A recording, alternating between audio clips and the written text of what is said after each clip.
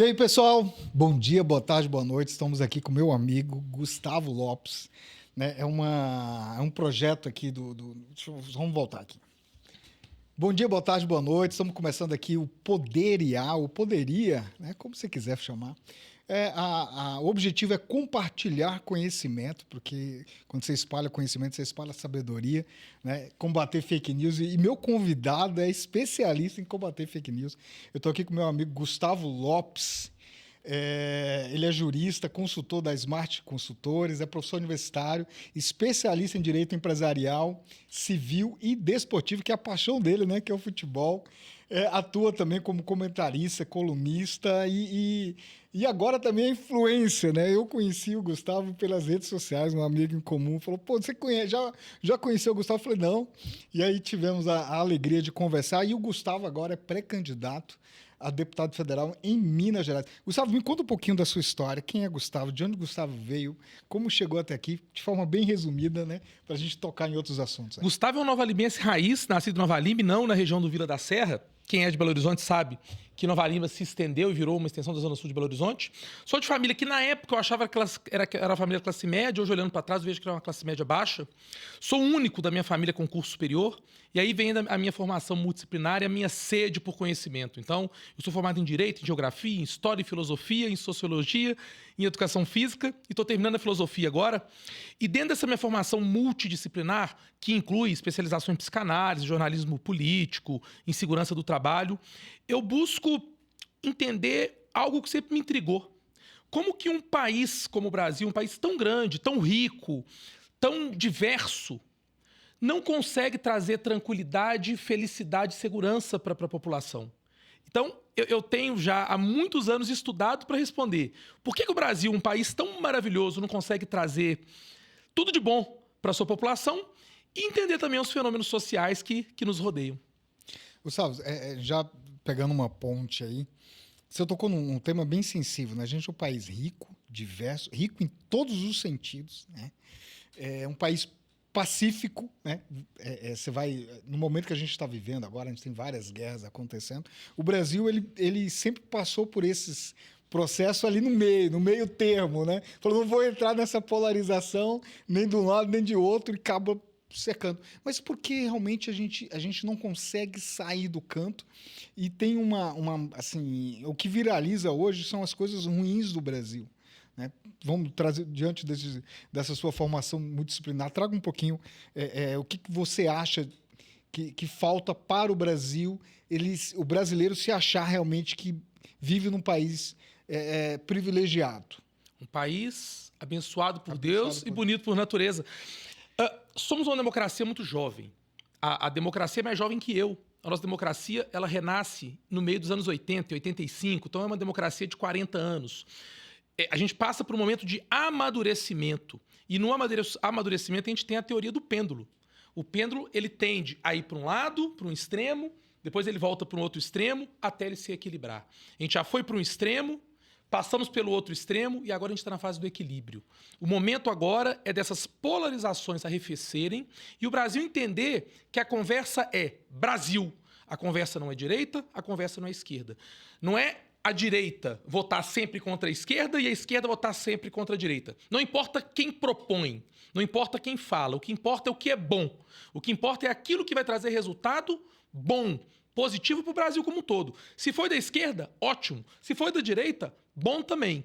Então, o nosso momento hoje é de arrefecimento da polarização, porque o pêndulo está se equilibrando. Viu? Se você soltar um pêndulo aí na sua casa, depois tem aquela brincadeira da batalha, que o cara solta uma garrafa com a outra, elas vão trombando. Então elas começam sempre esterçando a corda ao máximo, até que elas chegam no equilíbrio e param. E nós vamos chegar nesse equilíbrio como muitos países pelo mundo chegaram, como muitos países passam por esse amadurecimento da democracia. A gente já entrou num tema, né, que é política, e é um tema que nós gostamos disso também. Você está falando que a gente está cansado da polarização. Né? Assim, eu estou inserido nesse meio da política já há alguns anos e eu fico, às vezes, com medo, Gustavo, de estar dentro de uma bolha e perder um pouco da percepção do macro do Brasil. Mas o que sempre me norteou na política era uma política de resultado, né? O que interfere na vida do brasileiro? Eu acho que no Brasil, nesse momento, falta essa percepção. O que uma política pública, seja da direita ou da esquerda, ela chega na ponta, ela interfere na minha vida. Porque hoje, com as redes sociais, você tem um monte de narrativa no digital. Inclusive você é uma das pessoas que mais combate fake news de todos os lados, porque fake news não tem lado, né? Todos os lados usam fake news e não é de agora, fake news é uma questão histórica. Mas como é que você pretende atuar para levar, digamos assim, traduzir o politiquês para aquelas pessoas que não têm essa percepção, que uns se acham de direita, outros se acham de esquerda, mas, na verdade, os dois estão sendo prejudicados por uma política que fica jogando um contra o outro. Sabe o que eu tenho percebido na minha atuação? Lidando com empresário quebrado, trabalhador demitido injustamente, gente endividada. É que a legislação... O problema não é a legislação brasileira, porque a legislação brasileira até é boa. O problema é que as pessoas não entendem o sistema. E quem não entende o sistema não consegue jogar o jogo do sistema. O primeiro ponto que a gente precisa trabalhar é fazer com que as pessoas entendam o sistema.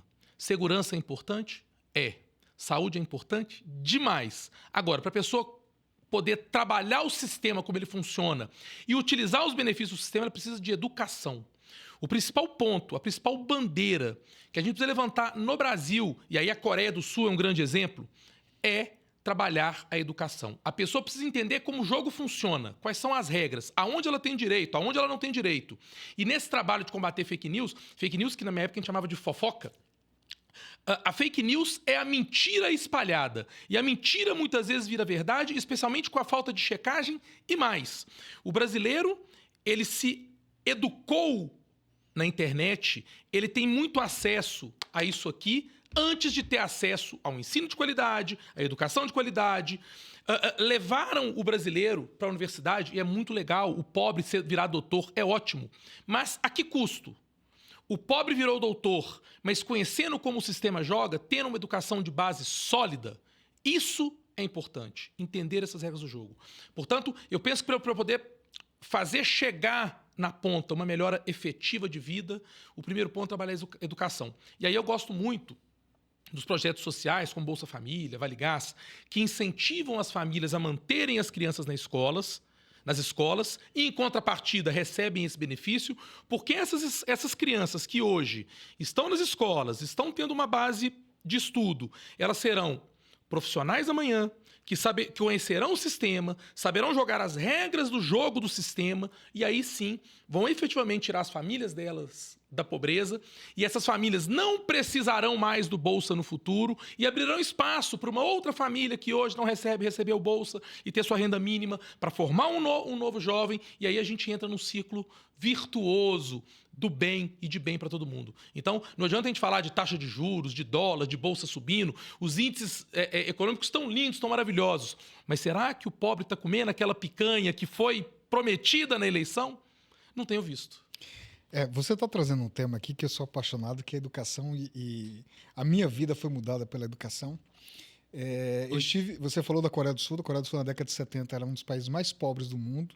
Eu estive ano passado na Finlândia e na Estônia, dois países pequenos, mas a Estônia era um país, assim, quando saiu da União Soviética, pobre demais. Hoje é um país de primeiro mundo e teve a sua transformação baseada na educação.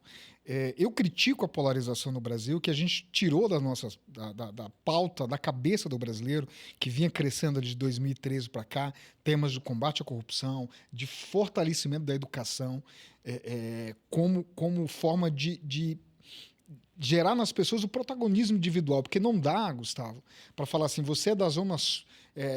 eu vou falar assim, tem Zona Sul e Zona Norte, porque em Natal a gente tem essa diferenciação. Em BH também, no Rio também, acho que em São Paulo talvez não, mas Minas Gerais, no Rio... Mas alguns estados, assim, que você tem uma área privilegiada, aqui que é o Savassi, aqui a gente está no Belo Horizonte, mas você tem outras, tem um Barreiro, que é um bairro aqui gigante. Um distrito gigante, uma cidade. Como é que você que nasce em Barreiro, que é uma comunidade um pouco mais pobre, diferente de outros bairros aqui, vai concorrer com quem estuda nas melhores escolas.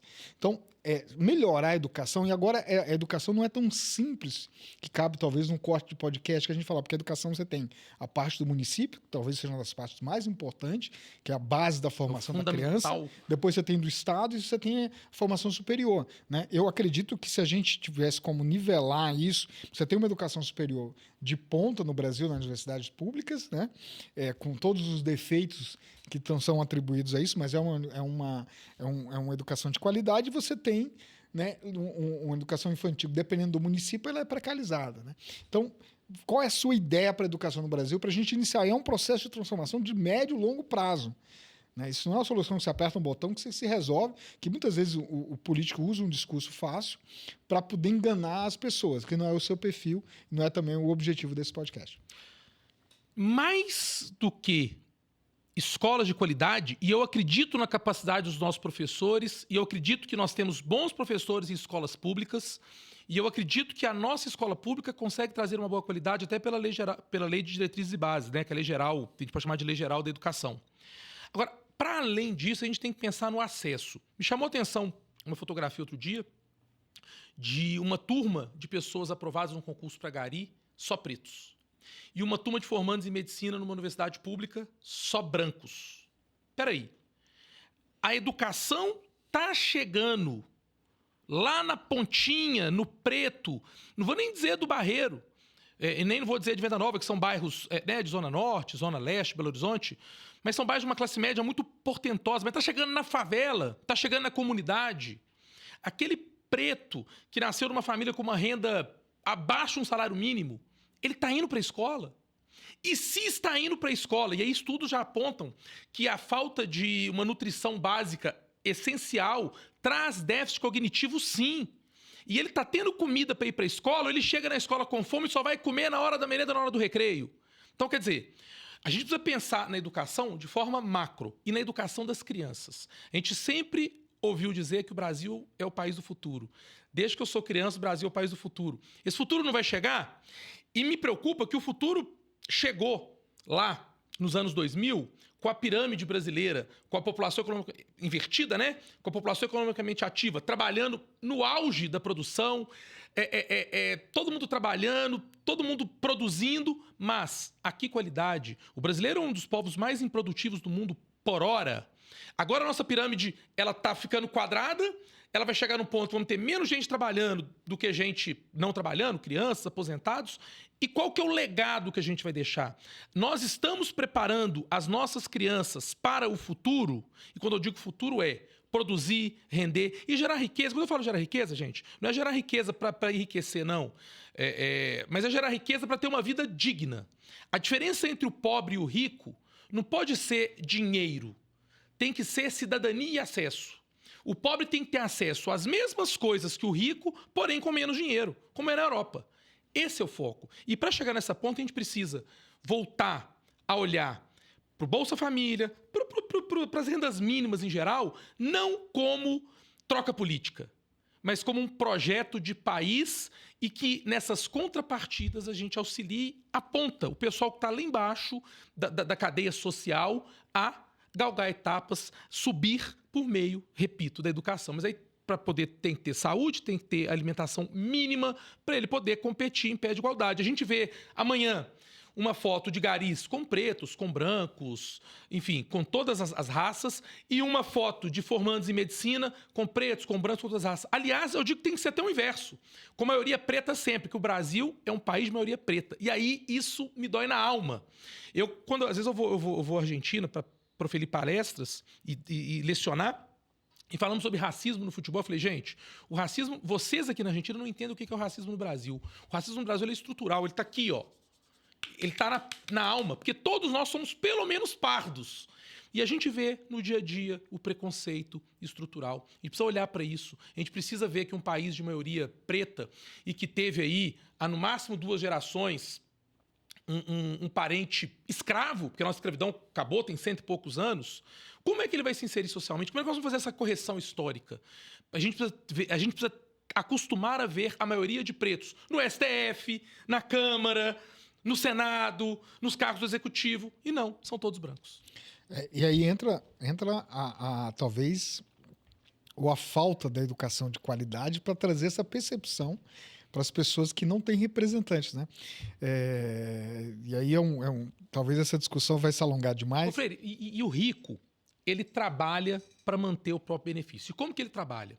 Quando o Estado melhora a educação de base e melhora o acesso do pobre à universidade, o rico cria uma ferramenta. Agora são as escolas estrangeiras. Então o filho do rico agora vai para a escola americana, que é período integral. Então o rico sempre vai tentar dar um passo à frente. Enquanto o Estado traz o pobre para o seio da sociedade, o rico trabalha para descolar cada vez mais. Então percebam que nos anos 80, a educação básica era péssima e o rico usava escola particular. A diferença entre rico e pobre era escola particular e escola pública. Hoje a escola pública melhorou, a escola particular está um pouco mais acessível, o rico estuda em escola de tempo integral bilíngue, o pobre estuda em escola pública e o classe média baixa ou pobre plus vai para uma escola particular. Então, o rico ele sempre vai trabalhar para manter os seus benefícios, que são legítimos, que eles estudaram para isso, mas eles tiveram mais acesso. O rico larga aqui, o pobre larga aqui. Eu vi na faculdade, eu larguei muito atrás de muitos outros colegas. O problema não está no rico buscar os privilégios, está justamente no pobre não ter um acesso de qualidade aos serviços públicos. A diferença tem que ser só dinheiro, número. Eu acho que o Estado, o papel do Estado é trazer o mínimo de cidadania, como você comentou aqui. É você ter uma base justa de acesso para qualquer pessoa. Então, eu acho que isso é... Mas voltando um pouquinho na nossa conversa, vem cá, você é um cara que tem uma carreira brilhante em várias áreas. Como é que surgiu a política para você? Você fala, pô, vou entrar nessa jornada. E uma frase que eu ouvi sua foi, Freire, só pelo fato de eu trazer essa pauta que eu já tenho nas redes sociais para a questão política, isso para mim já é minha maior motivação. Né? Trazer a discussão do combate à fake news, de trazer uma discussão mais serena da política, tentar quebrar a polarização. Eu falei, gente, o que importa é o seguinte, o que essa pessoa vai fazer, o que isso interfere na sua vida. Porque em outubro, dia 3 ou 4 de outubro, serão eleitos os deputados federais de Minas, os deputados estaduais, o governador, será eleito um presidente da República. Você pode participar ou não, você escolheu participar. Eu queria entender o porquê, né, você está abrindo mão da sua privacidade, porque você passa a ser uma pessoa pública, para entrar nesse cenário. Olha só, o pobre, e vamos voltar a falar do pobre. O pobre, ele está preocupado se vai ter dinheiro para pagar o aluguel amanhã. Ele vai estar preocupado se ele vai ter dinheiro para botar comida na mesa dele amanhã. Eu já passei por isso. Felizmente que isso me formou.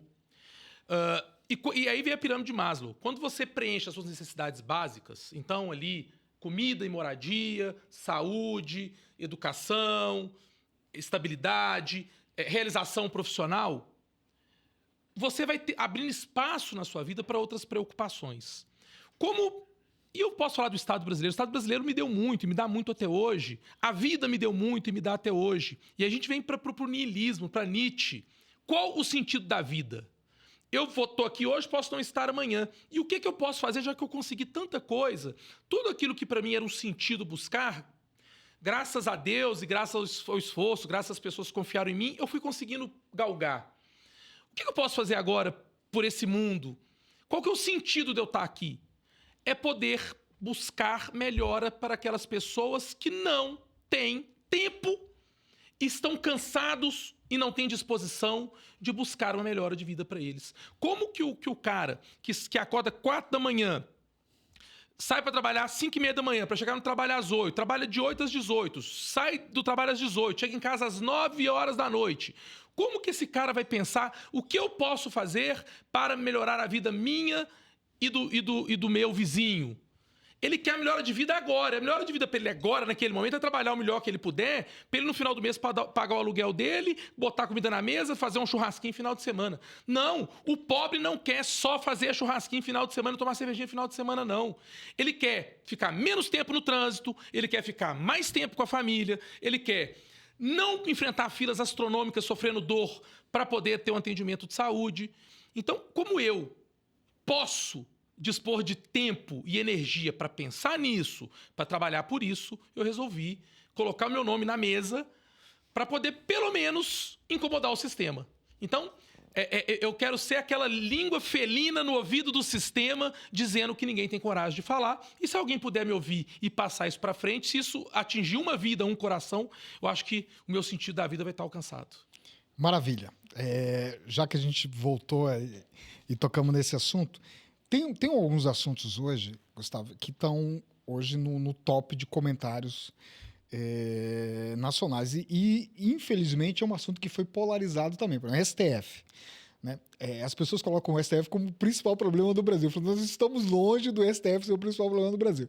Nós precisamos... Tem muita coisa para melhorar. Eu acho que tem muita regalia no serviço público como um todo, não no serviço público geral, mas a elite do serviço público, aí você pega judiciário, legislativo e alguns no executivo, tem muito privilégio, é uma coisa que a gente precisa combater isso, e isso não é uma questão simples de fazer. Mas vamos falar só do STF hoje. Qual é a sua visão do STF? O que a gente pode melhorar? E comenta um pouquinho também na rejeição do Messias, que foi rejeitado pelo Senado ao STF também. Vamos fazer uma salada de STF. Os privilégios dos funcionários públicos do alto escalão, eles vêm desde o início do século XIX, quando a família real, Dom João VI, dá o nó em Napoleão e vem para o Brasil. Eles vêm com uma série de benefícios, talvez até mais benefícios que salários. Temos muitos cargos na República cujos salários não são tão altos, até porque tem uns descontos, mas são os benefícios, né, os famosos penduricalhos que encarecem o serviço público. O problema do Brasil, de fato, está longe de ser o STF. O STF ele acaba assumindo um protagonismo como reflexo, como espelho de um país polarizado. Quando a política não se resolve em si, e aí vamos citar, né, Tancredo Neves, Ulisses Guimarães, Leonel Brizola, quer dizer, políticos que faziam política de verdade e com ajustes, com conversas, com trocas não monetárias, buscavam pontos de equilíbrio. Quando o ponto de equilíbrio não chega, o judiciário tem que entrar. O judiciário, viu, cidadão brasileiro? O judiciário ele é a última porta da dignidade do conflito. Quando eu tenho duas partes que não conversam, é o judiciário que vai dizer quem tem razão. E como os políticos do Brasil hoje não conversam, o Bolsonaro não conversa com o Lula não conversa com o Bolsonaro, o cidadão brasileiro briga com o vizinho, mas não briga com o político corrupto que ele apoia. Se tiver dentro do espectro dele... Pelo amor de Deus. Você não fala mal do cara. Né? E se falar mal e o cara tiver errado, ele briga com o vizinho, mas não fala mal do cara. Então, o STF, ele eclode, né? Ele explode nesse protagonismo em razão dessa polarização doente, vamos usar esse termo, doente, que pegou o brasileiro nesse pêndulo que, como eu disse, vai e volta. E isso tudo... traz um fato muito relevante, que foi o 8 de janeiro, e ali o STF, e aí por meio do ministro Alexandre de Moraes, e que aí eu até acho que ele no início, no primeiro momento, ele fez o que tinha que ser feito, e depois, talvez porque gostou do poder... Talvez porque era uma questão também de ideal, talvez seja o ideal dele. Poxa, eu estou aqui, virei ministro, eu já galguei tudo, e eu entendo que esse é meu ideal, é proteger a democracia, eu vou fazer o que tiver que fazer, vou pôr a mão. E tanto é que agora ele está aí, né, no Banco Master, como agora ele deixou de ser... justiceiro, né? E virou alvo. E foi justamente em razão do excesso de exposição dele. Mas o STF, tecnicamente, ele é bom. As decisões técnicas do STF, de questões trabalhistas, cíveis, constitucionais, quando não envolve política, são ótimas, são muito boas. O Toffoli não tinha formação para ir para o STF. Algumas das melhores decisões que eu leio do STF vêm do gabinete do Dias Toffoli. O Zanin, é o advogado do Lula, ele tá lá. Vi belíssimas decisões dele. O André Mendonça é bolsonarista e é evangélico. As decisões que ele tem tomado no caso do Banco Master, de investigação, são belíssimas. Então, o nosso STF... tecnicamente, ele é muito bom. Agora, o judiciário, como todo e qualquer poder, precisa ser arejado e precisa ser renovado. E o cara entra lá com 46 anos, que é a idade do Messias e do Jorge Messias, e ficar lá por 35 anos, são praticamente 2 gerações, falta arejar. O judiciário precisa respirar. O meu STF ideal, a gente precisa até evoluir no debate para saber se é o ideal para o Brasil, mas o meu STF ideal seria um mandato e seria um STF composto majoritariamente por juízes de carreira, garantindo-se o 5º Constitucional de Advogados e o 5º Constitucional do Ministério Público. Então, você pegaria dos 11 ali, um quinto, estão 2 indicados pela OAB, ou 2 vindos da advocacia, 2 vindos do Ministério Público e os outros juízes de carreira. Eu acredito que o STF poderia se arejar melhor nesse sentido. Agora, o Jorge Messias, eu fico muito sensibilizado com ele como ser humano, porque ele é um grande jurista, é um grande AGU, tem livros publicados, tem discursos coerentes, entrou de gaiato naquela história do papel do Bessias da Dilma. Ele era o cara que estava no cargo naquele momento e era ele que estava com o papel, como poderia ser o Gustavo, como poderia ser o Freire, quem estava investido naquele cargo. Só abrindo um detalhe, que foi um grampo ilegal que vazaram. Um grampo ilegal. Vazado ainda, né? Um grampo ilegal e foi vazado. Por mais que naquele momento a gente sabia do calor político, mas isso foi uma manobra que foi feita também para interessar alguns da época ali, né? E é o senador Sérgio Moro, que também pagou um preço depois por isso, que é um preço que eu acredito que o Alexandre de Moraes em algum momento vai acabar pagando, muito embora o Sérgio Moro caiu para cima, hoje é senador da República, cotadíssimo ao governo do Paraná, líder de pesquisa e tudo mais. O Jorge Messias, não negaram o Jorge Messias, negaram o indicado do Lula. Se o Lula tivesse indicado Jesus Cristo para a vaga no STF, corria o risco de negarem só por ter sido uma pessoa indicada pelo Lula. E isso é triste. A gente volta naquilo que eu falei, na polarização, que não importa quem, ou não importa o quê, importa quem colocou, quem falou. O Jorge Messias foi uma grande vítima desse sistema e eu imagino que o Lula deve estar extremamente triste, que, para mim, é a maior derrota política de todos os governos Lula e eu até sinto que o governo Lula acabou e que ele nem saia candidato. Ele vai ser muito corajoso para sair da política com uma derrota, especialmente se for para uma direita mais ousada, mais radical, como Flávio Bolsonaro. Mas o Messias tem uma carreira jurídica aí e sinceramente, eu acho que a iniciativa privada merece um advogado como Jorge Messias, como merece outros grandes nomes que nunca tiveram oportunidade de ir para o STF e que aí fazem belíssimas carreiras na iniciativa privada, como Saulo Ramos, dentre outros. Eu, com relação ao Messias, só uma opinião, eu acho que o fato de você ter pessoas indicadas muito próximas do presidente da República, Lula fez isso, Bolsonaro fez isso também, eu acho que isso diminui a imagem do judiciário. Que a Suprema Corte é a casa máxima do judiciário ali. E quando você coloca um amigo seu, uma pessoa, como o Dias Toffoli foi colocado lá atrás também. Foi advogado do PT. Então, eu acho assim, por mais que são pessoas como o Zanin, o Zanin você não tem como questionar a capacidade técnica dele, o Mendonça, vários ministros, você fala assim, são pessoas altamente qualificadas, mas pela proximidade deles com a pessoa que indicou, com o presidente, eu acho que isso denigra a imagem. A sua sugestão de você usar gente de carreira, eu acho que isso, né, resolveria esse problema e a gente não passaria, quando eu falo a gente, o governo não passaria a vergonha que ele passou agora. Por mais que eu acho que na política tem a ação e tem a reação, eu estou aqui tentando entender qual vai ser a reação, não só do Messias, mas como do governo, porque ficou realmente muito feio para o governo do PT. Mas, meu amigo, já estamos entrando... Primeiro em 130 anos, cara. Já estamos entrando aqui, já na reta final. Imagina... Você passa um dia para entrar para a história como ministro do STF. E você termina o dia entrando para a história como o primeiro rejeitado desde 1894. Pesado, né? Você já chegou a namorar ali com o poder, 30 anos naquela cadeira ali, que é vitalício, né, praticamente. É um absurdo. Mas, meu amigo, estamos quase finalizando aqui. Eu queria que a gente tenha alguns escândalos que são ciclos no Brasil. A gente teve o Mensalão, Petrolão e outros grandes escândalos que não vêm, esses são os mais famosos. Mas, recentemente, a gente teve a questão do INSS e o que está agora, inclusive é um mineiro, né? O Vocaro, está agora em vigência o caso do Banco Master, né? E isso só acontece porque a gente tem uma aproximação um pouco promíscua do empresariado, que quem tem poder, não são todos empresários, né? São os grandes empresários do Brasil, com o poder. Tá? E isso não tem lado, tá? Mudou o pêndulo do poder, os caras vestem uma outra camisa de forma muito clara. Como é que você vê isso? Faça um comentário rápido sobre essa situação. O sistema brasileiro, o sistema eleitoral e principalmente o sistema de governo, né? O Michel Temer, ex-presidente Michel Temer, ele usa o termo, a gente vive num sistema de semipresidencialismo, porque o presidente ele não tem todos os poderes do executivo e praticamente tudo que ele faz tem que passar pelo legislativo.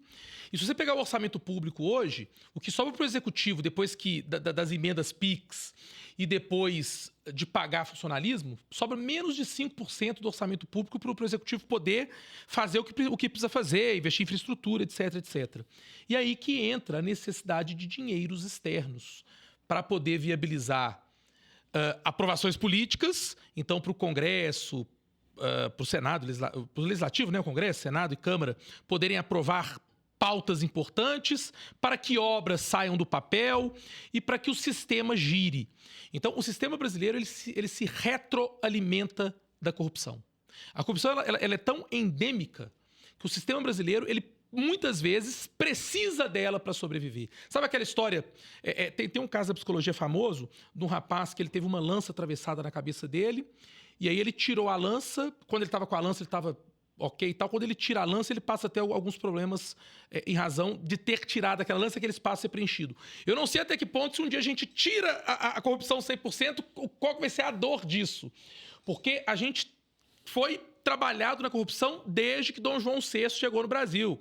São aí 200 anos, né? 300 anos de corrupção no Brasil. Mas ela precisa acabar. O dinheiro precisa chegar em quem precisa chegar. Os benefícios precisam chegar em quem precisa chegar. E eu estou feliz de ver a condução das investigações do Banco Master, porque ela está pegando dinheiro e desonestidade não tem lado. A gente tem dinheiro correndo para a direita, dinheiro correndo para a esquerda, desonestidade da esquerda, desonestidade da direita, desonestidade do centro, para todo lado tem. E a gente precisa tirar essas pessoas. Ninguém nasce com a estrela na testa. Então, em todas as classes tem corrupto. A gente precisa tirar esses corruptos e rever o sistema. Fazer um novo pacto federativo, fazer um novo sistema de aprovação, de pacto e de reordenação legislativa. A gente precisa repensar o sistema brasileiro. Quem sabe até uma reforma constitucional, mas o sistema brasileiro ele precisa ser repensado para a gente extirpar essa corrupção endêmica que insiste em reverberar aqui no Brasil. Você fala de direita e esquerda, tem estados, né? Rio de Janeiro, que é um governo de direita, há anos. Investiu quase 1 bi no Master. Você tem Brasília, que gastaram 12 bi na compra de ativos, e eu vi o governador falando que aquela é uma boa aquisição para o governo. Aí você vai para a esquerda, você tem estados como a Bahia, que tem um crédito cesta lá, que eles falam que não tem nada, mas que foi vendido pro Gustavo. E pro Vocaro. E as festinhas, né, que ele envolvia. Você tem todo mundo na lista, inclusive gente do judiciário também, que aí você tem o Alexandre de Moraes. Juiz de direito, juiz. E aí o ministro do STF é um juiz. Juiz não pode ficar de trelelê com quem ele vai julgar. Juiz não pode andar em... Se ele for amigo íntimo, é meu padrinho, ok, ele vai, mas também não julga nada desse cara. Agora, juiz principalmente, que ele tem a caneta, não pode ficar de trelelê com pessoas que eventualmente ele pode tomar decisão. Ponto. O cara do legislativo, ele até pode, porque ele tem que ouvir o povo. E se a base dele, faz parte da base dele, aquele empresário, ok, ele precisa ouvir. Agora, membro do judiciário não pode entrar em jatinho. E isso fere... Aí vem a ética de César, né? A mulher de César não basta ser honesta, ela tem que parecer honesta. O cara pode ter a melhor decisão do mundo, pode ser um cara super imparcial, que toma as decisões corretinhas, com base na lei, coisa linda. Mas a partir do momento que ele entrou no jatinho de um cara, de um processo que ele vai julgar, alguma coisa não parece que está bem. Meu amigo, nosso tempo está praticamente acabado. Eu queria que você falasse um pouquinho. Eu não sou mineiro, mas eu amo Minas Gerais. Eu amo a culinária de Minas. Meu Deus do céu. É muita coisa boa aqui em Minas. Mas Minas é um estado também muito importante para o Brasil, em vários aspectos, economicamente, culturalmente e tal. Fala um pouquinho de Minas e como você pretende trilhar essa jornada sua como pré-candidato e também como deputado federal, né, caso Deus te abençoe com esse mandato, para melhorar ainda todo o potencial de Minas e melhorar também automaticamente nosso país. Eu sou muito bairrista, eu sou apaixonado por Minas Gerais. E Minas Gerais é um microcosmo do Brasil. A gente tem o Triângulo Mineiro, que é o Centro-Oeste, Unai, Uberlândia, Uberaba, que é meio centro-oeste, e aí já começa a cair um pouquinho para o interior de São Paulo. A gente tem o sul de Minas, que é São Paulo. A gente tem a Zona da Mata, que é Rio de Janeiro, Espírito Santo. A gente tem o norte de Minas, que é norte e nordeste. Então, Minas Gerais é muito Brasil. Tanto é que, normalmente, quem ganha, o presidente que tem o maior número de votos em Minas Gerais, historicamente, é o presidente da República do Brasil. Porque Minas Gerais é muito diversa. Somos muitas... A ministra Carmen Lúcia, ela costuma dizer que temos Minas e as Gerais. Então, as Gerais fala muito do que é o estado de Minas Gerais. Eu penso que Minas Gerais, e justamente por ser um microcosmo do Brasil, é um estado muito desigual. Se você pega o mapa de Minas Gerais, você vai ver que a concentração de riqueza, ela está basicamente região metropolitana, região centro-oeste, região sul, que parece com São Paulo, e Zona da Mata. Subiu Curvelo, passou de Curvelo, a gente começa a entrar numa região com cidades mais espaçadas, a gente começa a ver cenas que a gente acha que só tem no Nordeste e no Norte. Não. Temos em Minas Gerais. Então, o que a gente precisa fazer com Minas Gerais? Levar água, acabar com a seca, com as caatingas lá do norte de Minas Gerais, do Vale do Jequitinhonha. Precisamos conseguir fazer com que o Rio São Francisco seja um vetor de transformação, de desenvolvimento com barcos transportando pessoas, transportando mercadorias. Ele é muito subutilizado. O mineiro, ele tem por característica, e aí vamos citar Guimarães Rosa, de tentar buscar ali o rabo da palavra, a essência da palavra. E a essência do mineiro é a liberdade, a igualdade e a busca por direitos. Há de se falar o que está na nossa bandeira, né? Liberdade ainda que tardia. Que é a bandeira símbolo da nossa Inconfidência Mineira e do grande herói nacional, que é o Tiradentes. Minas Gerais é o estado do superclássico Atlético e Cruzeiro. Minas Gerais é o estado da melhor gastronomia. O feijão tropeiro de Minas Gerais, com uma boa carne de sol, não tem igual. E Minas Gerais é o maior estado do Brasil no que diz respeito à diversidade. E Minas Gerais cresce, eu tenho certeza que o Brasil todo cresce.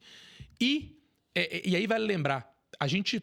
nós, que eventualmente fomos eleitos deputados federais, seremos deputados federais por Minas Gerais e não pela base que o elegeu.